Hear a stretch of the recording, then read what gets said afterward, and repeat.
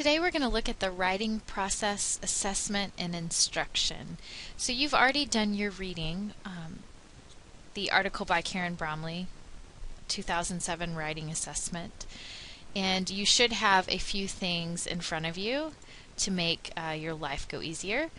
I would suggest that you have access to the internet as well as the PowerPoint in front of you in the Session 9 Writing Assessment and Instruction outline in front of you. If you have those three things and a pen or a pencil, you will find this session to be much easier. So, first of all, let's start off by dispelling any myths. There is no perfect way to teach writing. There is no perfect or flawless method, and there's no magic bullet to teaching writing. However, with that said, as teachers of writing, we need to understand that we learn best to write by writing. And that is clearly balanced by making sure that we are doing a lot of writing with understanding the different types of writing as well as understanding the writing process.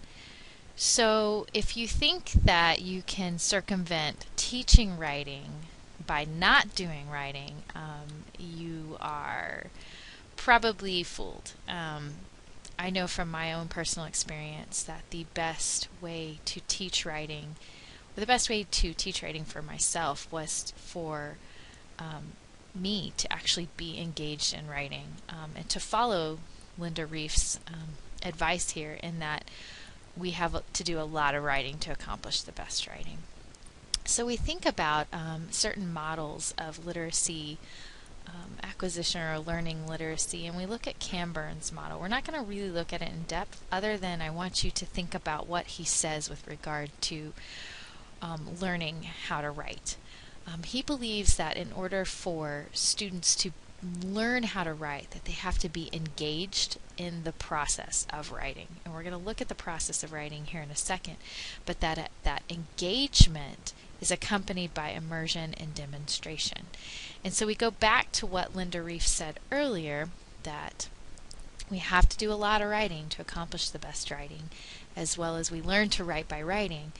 We think about those two quotes situated in the context of what Camberne's saying here, that engagement, being engaged in the writing process, there has to be both immersion, meaning that there has to be a lot of writing going on, as well as demonstration, and that being the teacher modeling for the students how to write, as well as engaging them in other types of writing, such as shared or interactive writing. We're going to talk more about those instructional approaches to writing in a second, but first we need to look at the writing process. So in order to be engaged in the writing process, students need to have a balance of immersion, writing a lot, as well as good demonstration, good modeling of writing. So as teachers, what that means for us is providing time and space for our students to write and do a lot of writing, and time and space for us to demonstrate our writing through the use of the writing process. So let's look at the writing process here.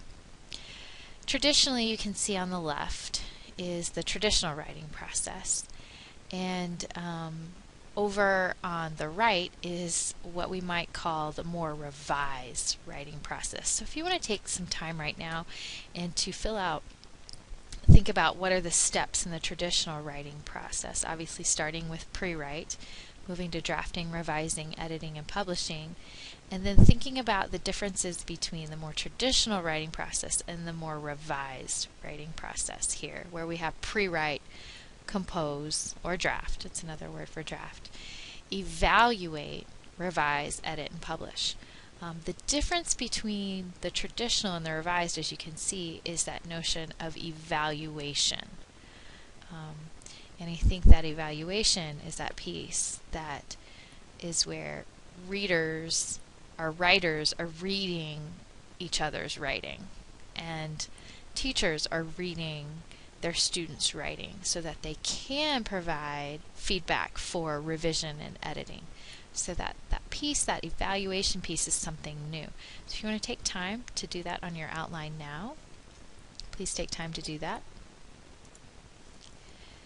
Now, as we talk about the writing process and the rest of the PowerPoint, we're going to talk to some extent about how we're going to talk about each one of these components, and we're going to talk about the traditional writing process, but keeping in mind that evaluation piece from a more revised writing process. Now, you're more likely to see the traditional writing process in teachers' classrooms, as well as you know, in most things that you read about writing instruction. So this revised process is not anything that's been published or anything that is widely disseminated. It's just something to kind of think about, that extra step of evaluation and responding to writing.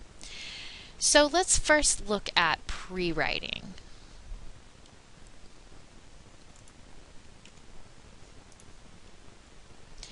Pre-writing, as you all know, working with your student on the ABC text, is that ongoing process of thinking about a topic or thinking about an idea and thinking about everything you know about it and letting it come to the top of your mind, so to speak, letting it rise to the top of your mind.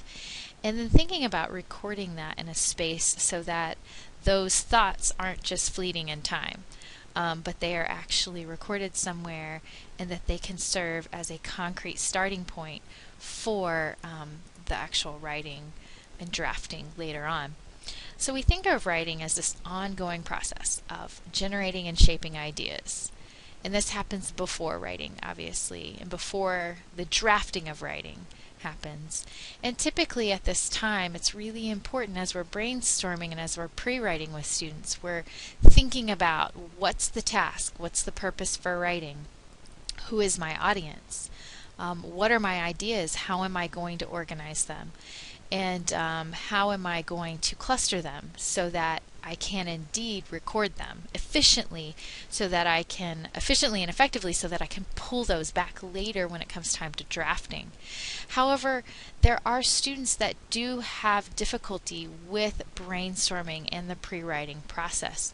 So I want you to take some time right now and to answer that question on your outline. What can we do when students have problems? So think outside the box. Yes, there are obviously things that we can do that are found in Dr. Bromley's article, that are found in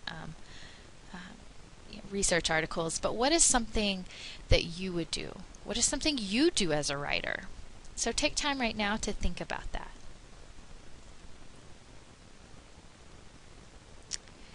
Some of the things that I found particularly helpful and that research has endorsed is this notion of helping writers use graphic organizers to organize their writing when pre-writing and brainstorming. Obviously, there are lots of different ways to do this. T-charts are great for comparing and contrasting. Spider or bubble diagramming are great when you have multiple ideas. Foursquare method that some of you have used is great to tease out detailed sentences when you're really trying to work on description or elaboration. However, there are a million other methods. So if there are any methods that you use or that you found particularly helpful, if you want to just jot those down on your outline somewhere, so that perhaps when we meet next time you can share some of those ideas, as well as share some of the things that you might do to help students who have problems with brainstorming and pre-writing. One of the techniques that I found particularly helpful, specifically when thinking about writing descriptive sentences or elaborative sentences, is using visuals to help students. The painless paragraph approach is an approach that I learned in a teacher in service. It's a strategy type instructions. It's not necessarily you know, it would complement what you're doing in Writer's Workshop. It's most certainly not a prescriptive writing program. It's just one strategy or one approach to help those who struggle. So if you would now take out your painless paragraph sheets that I printed out for you from Nyhouse Education Center, read through them, thinking about that picture that you have in mind, and thinking about this chart here, this column chart, where we have adjective, adjective, noun, verb. So obviously this is something we're working with students where we can work with parts of speech with them, or for students who are older, say in the upper elementary grades or in middle school and high school grades, we can think about, obviously they already know these terms, adjective, noun, and verb, or we can review them and use them. However, this would be nice to teach, to use to also teach students parts of speech. So if you read through that, thinking about how it works. So we have the teacher gives the student a picture to describe. And I like it where, each student has their own color copy of the picture so that they can really look at it in depth. Or I have it posted somewhere really big for the students to see, maybe on the smartboard or on a projector of some sort. And I start with pictures that have one main subject. So if you notice in our picture here, we've got the cowboys, right? There's one main subject here, 2 cowboys out on the prairie. So we don't want to keep it too complex. We have students first name the main subject that they see. So we could have them name the subject cowboy, right? And the teacher records the noun in column 3 on the sheet over here. Then we have students name the other nouns that he or she sees, and we record those once again in column 3. After the nouns are recorded, the student thinks of interesting verbs that fit each noun, and then those are recorded in column 4, so that go along with each noun. You kind of see where we're going here. Then, using their visualization, you ask the students to think of 2 unusual adjectives for each noun. Now, if students are having difficulty thinking of unusual adjectives, you can ask them to first think of an adjective that they see, help them use a thesaurus to find an unusual adjective to describe that, and to record each of those in columns 1 and 2. On a clean sheet of paper, then, you use this column to have you use your columns to have students create sentences from the brainstorming that they did using the visualization and the columns here. So using these this painless paragraph approach, students can come up with several descriptive sentences about one visualization or one picture already. So it's walking them through the parts of a sentence, but also helping them understand how important those adjectives or those descriptive words are in creating a sentence. So though the painless paragraph approach doesn't fit for all genres of writing, it can be a great exercise or a great strategy in helping students come up with descriptive sentences. So that's one way I wanted to show you there with regard to helping students in pre-writing with regard to descriptive sentences. However, I'm sure there are thousands others, and I can't wait to hear some of the ideas that you all came up with for helping students who have problems with brainstorming and pre-writing. So next we move on to the next piece in the writing process, and this is drafting. This is often the part where teachers get a little stumped. This is most certainly the part where I got stumped in teaching writing, was thinking about, okay, how do I balance the different types of writing? Well, researchers will tell us that, remember going back to Camber's model of immersion as well as modeling, showing students, that we have to have both going on. And so researchers have come up with this notion of there needs to be 3 sort of big ideas with regard to writing instruction and drafting with students. So the first idea is writing to students, and that's that notion of demonstrating or modeling what you're writing. It can also be writing with students, where together as a class, a small group, or a pair, you're writing with students as the teacher. So maybe it's the whole group you're writing with and perhaps a shared writing experience, or maybe it's you are demonstrating or writing with a small group or writing with a pair. So that's where teachers and students share the pen. a more interactive writing experience.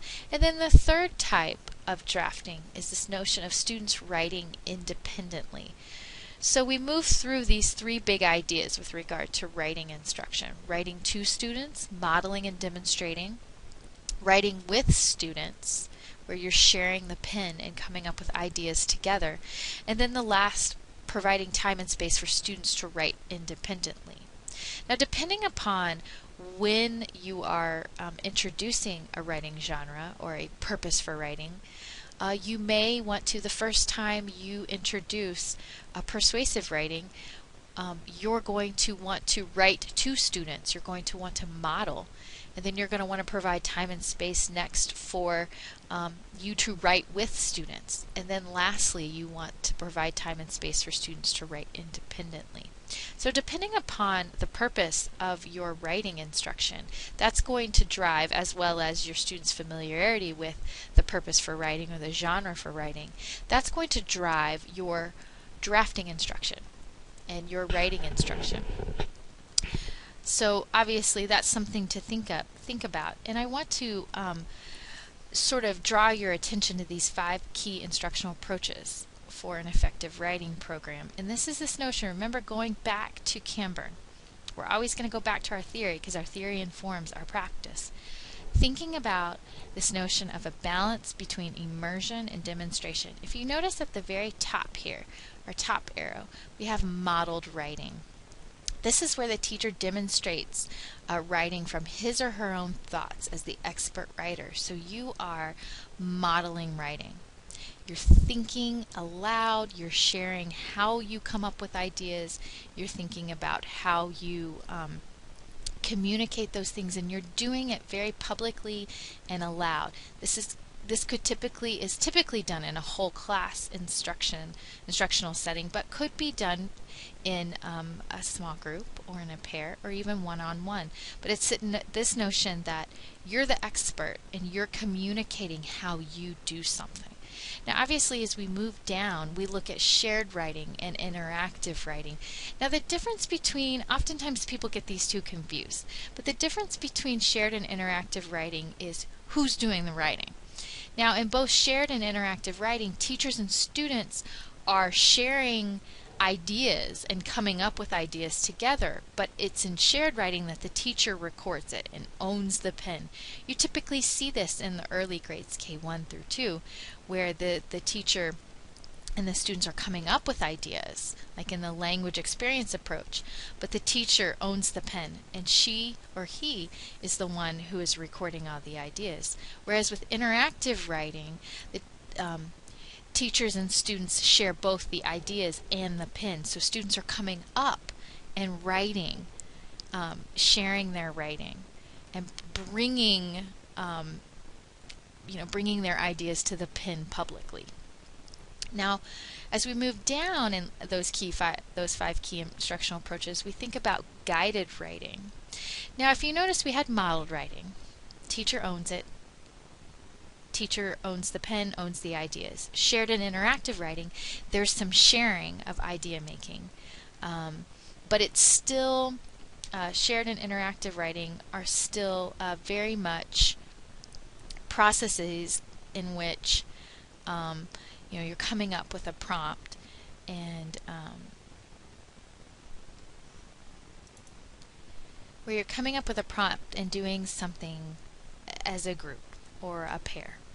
Guided writing, on the other hand, is this notion of grouping children together that have similar developing skills with regard to writing, and the teacher provides targeted instruction through mini lessons to groups. This is so in a classroom where writer's workshop is going on and guided writing is going on, you may see students moving in and out of guided and independent writing. So students may have guided writing where they're working on similar skills where the teacher is providing targeted instruction to a small group, while other children are working on independent writing where they're writing by themselves without any support from the teacher. So that's typically what we might find in a writer's workshop or during writer's workshop, is we may find a balance of some students getting guided writing instruction through a targeted mini lesson, and other students working independently on that same writing task, and then moving in and out so that every student has an opportunity in their small group to get targeted instruction. So in a guided writing classroom or in a guided writing experience, you may have students working on various different skills. Some students may be working on punctuation of proper nouns, whereas some students may be working really hard on idea development. It just depends on what the students need. And that's where assessment really comes into the picture, is if you are going to engage in guided writing and provide mini lessons, you have to know what your students need. You have to be able to assess their writing in an ongoing process. You're always thinking about what is it that students need and how can I group them most effectively so that I can target teach what students need, as opposed to teaching everyone the exact same skills all the time about everything. That's oftentimes not very effective and can be a big time sucker. So these are 5 instructional approaches to thinking about an effective writing program. So thinking about your writing instruction as a whole, and thinking about all the different types of writing that you want to engage in. If you notice, you can definitely see Camburn's model in here. You can see this notion of demonstration, but you can also see this notion of immersion at the bottom. So at the very top we've got that demonstration, at the bottom we've got that immersion. But along the way in the middle, we also have this movement towards immersion. We're supporting students along the way. So once again, the gradual release of responsibility model here in writing instruction. So take some time right now and to think about those 5 instructional approaches and give a brief description based on kind of what we've talked about here on this video, as well as other things you know about these instructional approaches to writing.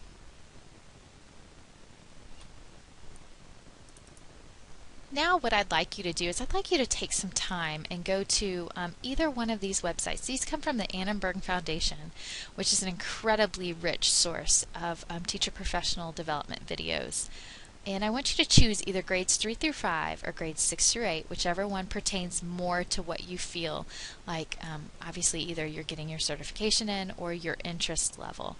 And click on one of those videos. I'd like you to watch that video, and I'd like you to take notes on that video. Think about the things that you are learning during the video. Both videos are about creating effective writing practices. One is in grades 3 through 5, and obviously the other is in grades 6 through 8. Think about what the teachers are doing in each of those classrooms. Think about what's working well for them, and think about some of the things that you would like to adopt for your classroom, and maybe even things that you would adopt in working with your partner power students. So I'm not going to give you any structure there with regard to taking notes, other than to be thinking about what are some things that are working well, and what are some of the things that you're going to steal and borrow from the things that you're learning from this video. So I'd like you to take time to watch one of those videos right now, and be sure to take notes on it. I'm going to ask that you all turn in your outlines, so don't skip this one. There's some good stuff on these videos.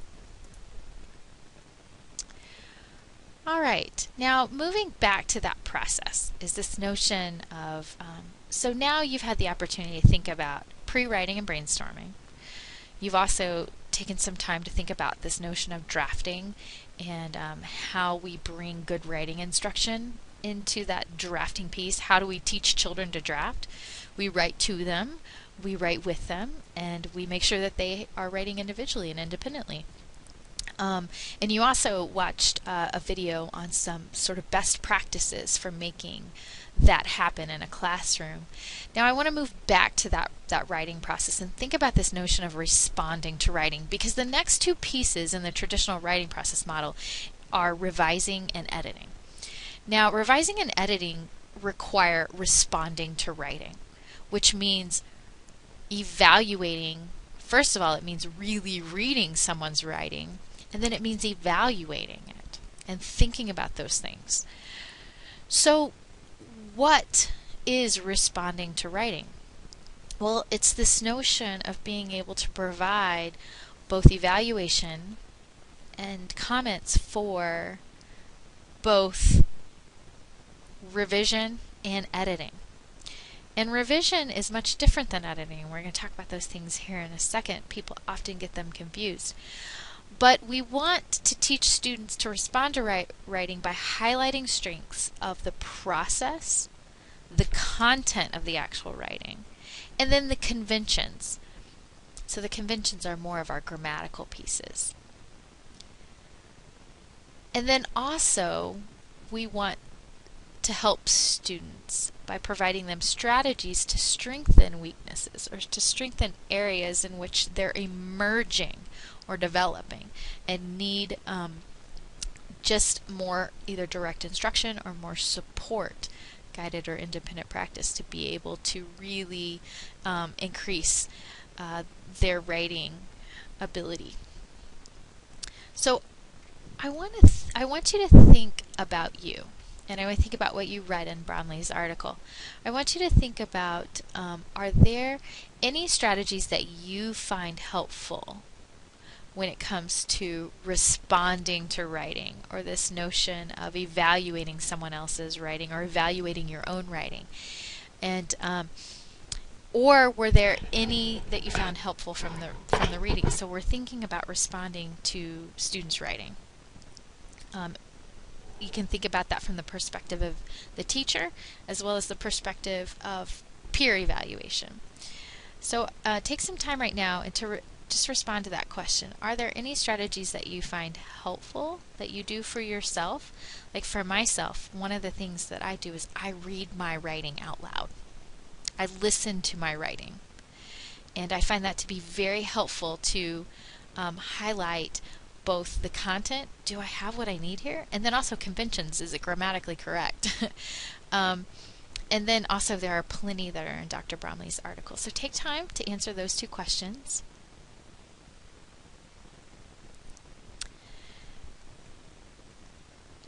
Next, we're going to think about this notion of how, and some of these hows may have come up as part of your answers to the first two questions those two questions that I asked you earlier of, are there any strategies that you found helpful?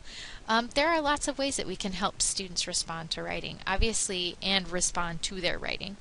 Obviously, from teacher to student, there's this notion of individual conferencing, and that's a hallmark of Writer's Workshop, is this notion that we as teachers are taking time to listen to students' writing, to read it and to listen to students' writing. And what I mean by listen is, yes, we read it and we can evaluate it, but oftentimes we need to ask students questions.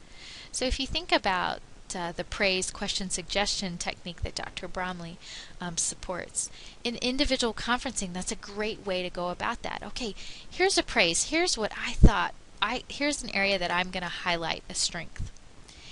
And then a question. Can you tell me maybe why you did this way, or why you did that way? And you're giving students an opportunity to share how they write, or why they wrote something, or what they're thinking about their writing. So you're taking the opportunity to listen, not only to read their writing, but to listen to them as writers. And then last of all, that S, that suggestion. Here's what I think. From what I hear, here's what I think you could do better. So yes, some people talk about it as the compliment sandwich, but I think praise, question, and suggestion offers the students to have a voice in that whole responding to writing and evaluation piece. Now obviously the individual conferences and using the praise, question, suggestion is something that you can do as a teacher, and you could most certainly teach your students to do it together as peer evaluation. But there are also other ways in which to do that, to do self and peer evaluation and assessment. There are revision or revising checklists. Let me show you an example of a revision checklist. This writingfix.com is really great. It's all by teachers, done by teachers. But here are some revision checklist ideas. As you can see, they're broken up into idea development. So revising is different in the sense that we're not talking about grammar and conventions, we're talking about ideas. And it's broken up here into idea development, organization, voice, sentence fluency, and word choice. And then this says revision checklist conventions, but I'm going to go ahead and tell you that's editing. they kind of got that one wrong, but that's okay. We won't tell them.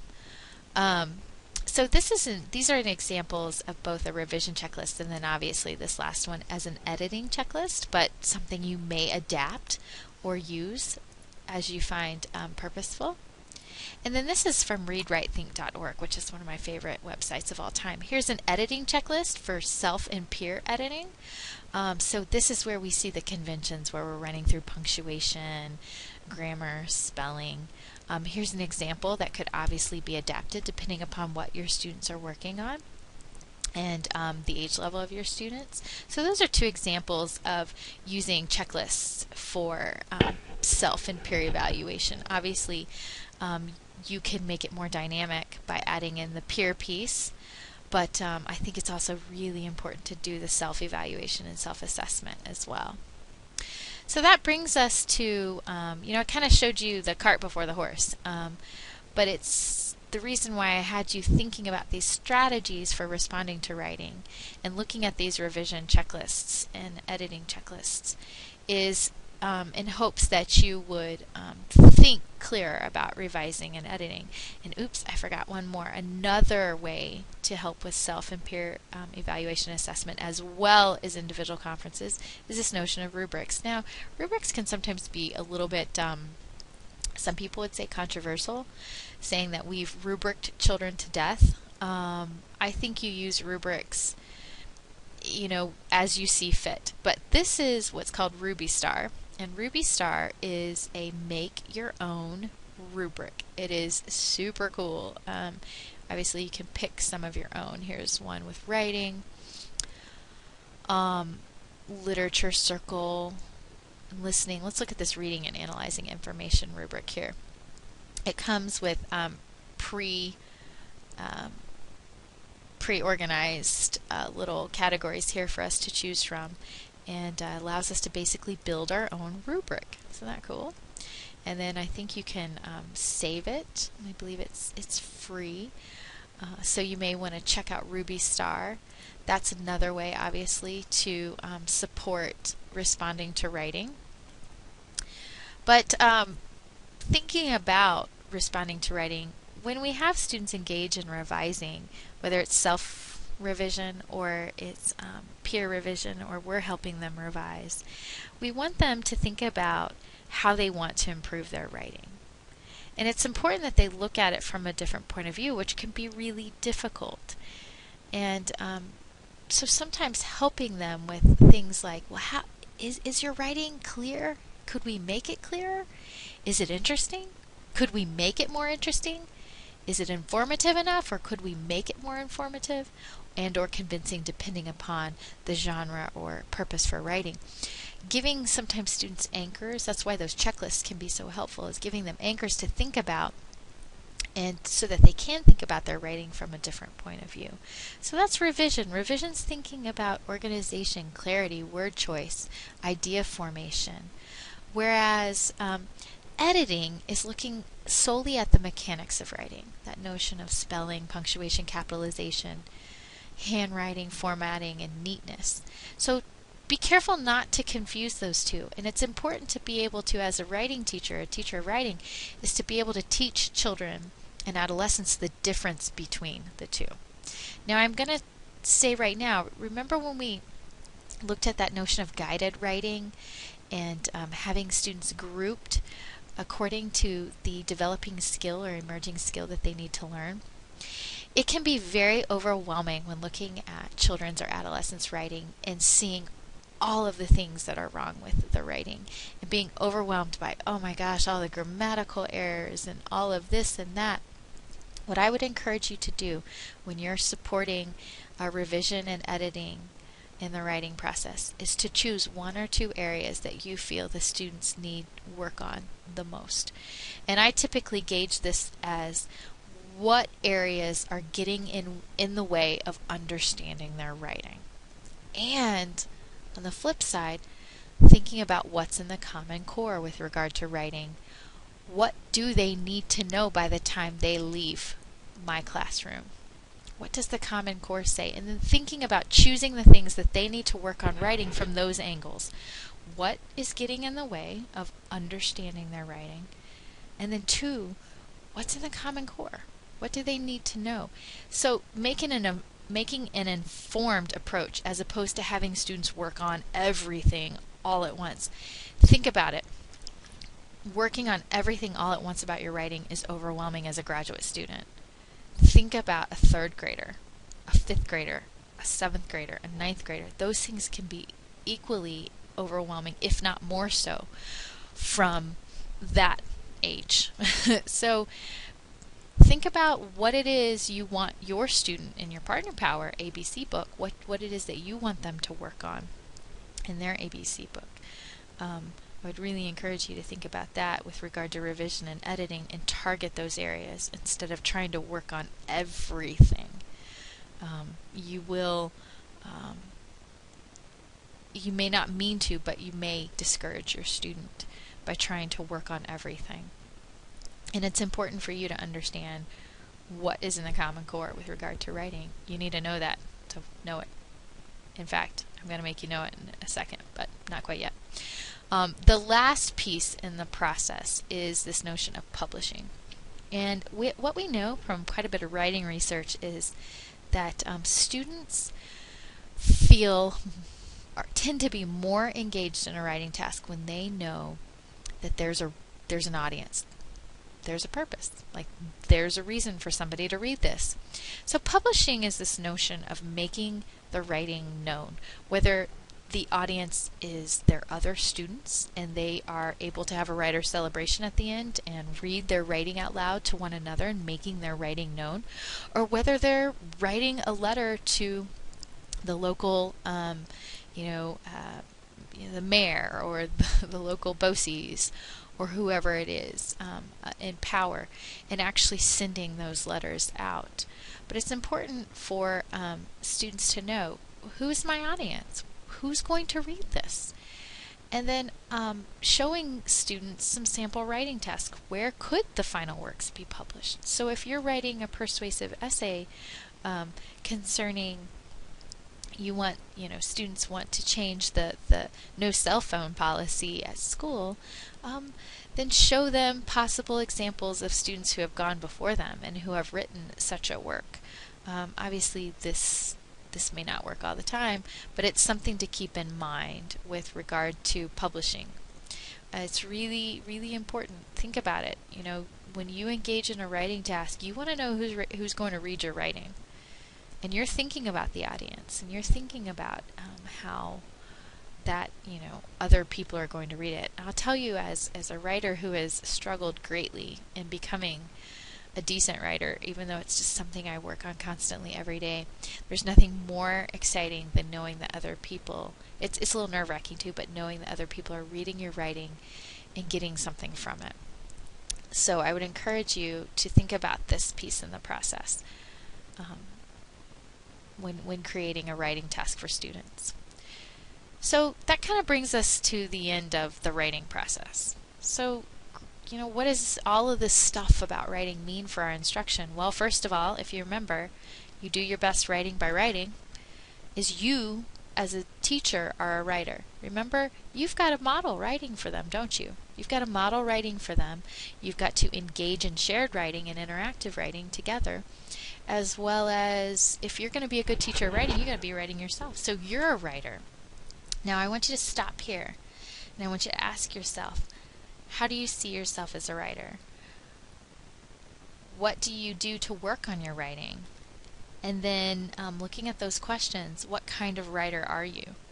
How do you feel this affects or will affect your teaching of writing? So think about those 4 questions in conjunction and answer those on your session outline right now. The other piece that we know from sort of our lesson, as well as reading Dr. Bromley's chapter, is that not only are you a writer, because effective teachers of writing are actual writers themselves, but that you're showing exemplary examples of writing. You're sharing good examples and asking students, based on what we know, what makes this writing so good, so that they are thinking about what you are showing.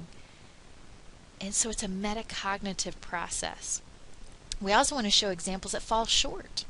And we want to have students ask the question, how could this writer make this piece better? Once again, being metacognitive. So we're showing them the good, the bad, the ugly, whatever you want to call it, but asking them to think about those things. We also know that we want to provide choice, time, space, and support through multiple instructional approaches. Remember those 5 different approaches?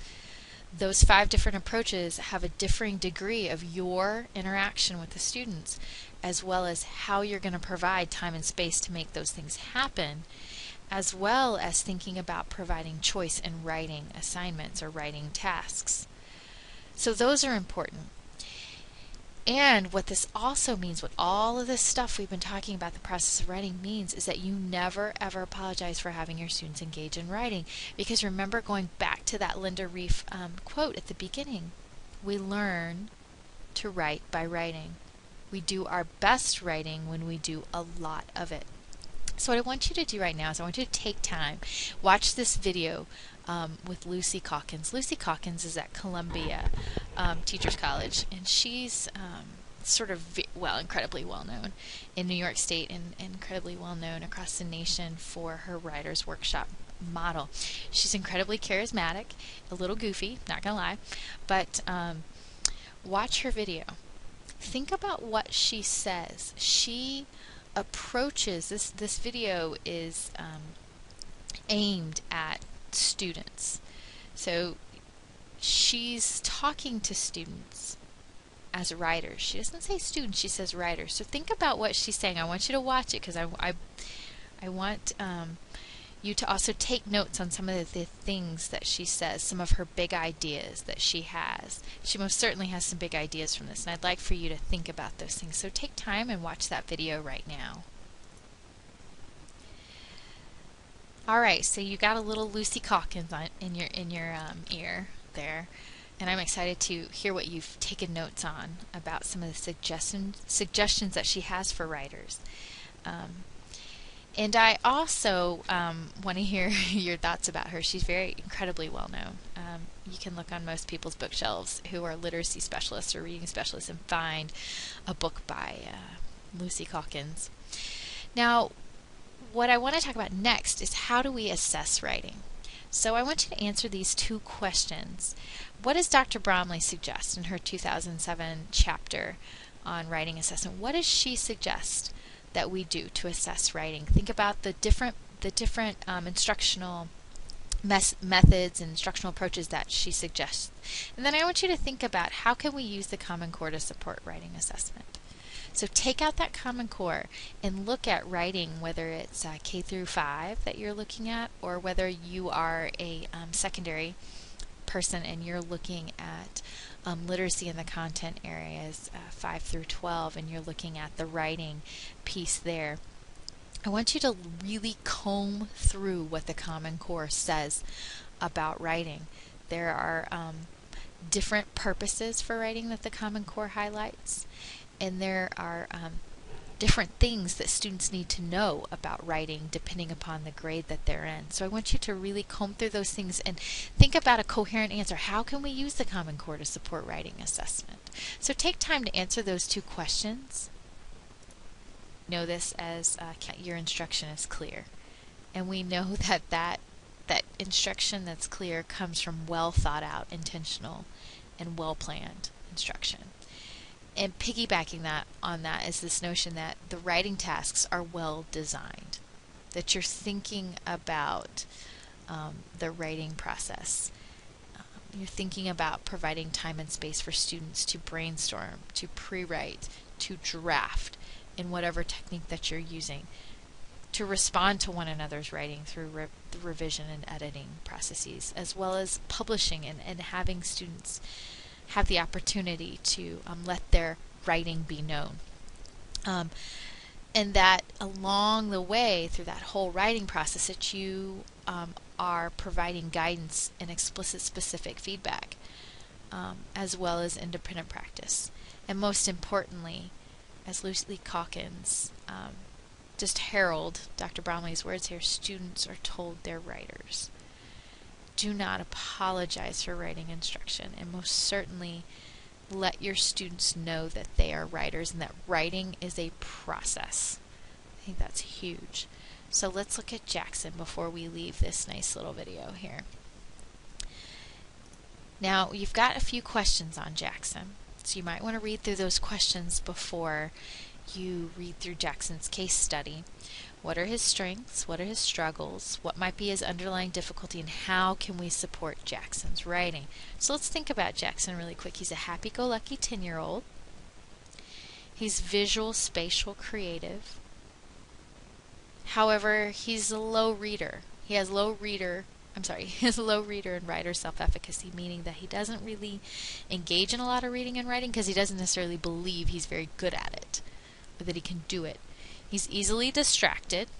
Some of you may be thinking about your student or a student you've worked with. Really disorganized. Jackson's desk is like a bomb went off. And his handwriting's pretty messy, and he oftentimes gets very criticized for these things by his teacher. And as a result, he loathes writing, loathes it, shuts down, doesn't want to engage in it, and really doesn't feel like he has anything to offer to the process. And as a result, he has a hard time remembering what he wants to write down. And because he loathes it, he rushes through it. He doesn't necessarily plan, revise, or edit. He just rushes through it, wants to get it done. And his writing is often simplistic. And what's interesting is that his vocabulary, his writing vocabulary, does not reflect his oral language. So Jackson can tell you the most amazing stories, but it's not reflected in his writing. And he does spell phonetically, but doesn't always apply rules and generalizations, those phonics generalizations. So he may have heard them before, but he doesn't always apply them. So with those characteristics about Jackson in mind, take time to answer these. I want you to pay really close attention to each one of them, and to be able to provide a robust answer based on what you know and what you've learned about writing instruction, whether in this class, another class, or in your practicum experiences or in your field work, and to be able to really support that last one. Okay, so we know what he's strong at, we know what he needs support with, and we can guess at what the underlying difficulty is, but what am I gonna do to support it? So take time right now to do that. So thanks so much for your attention on this lovely video, and I look forward to seeing you next week.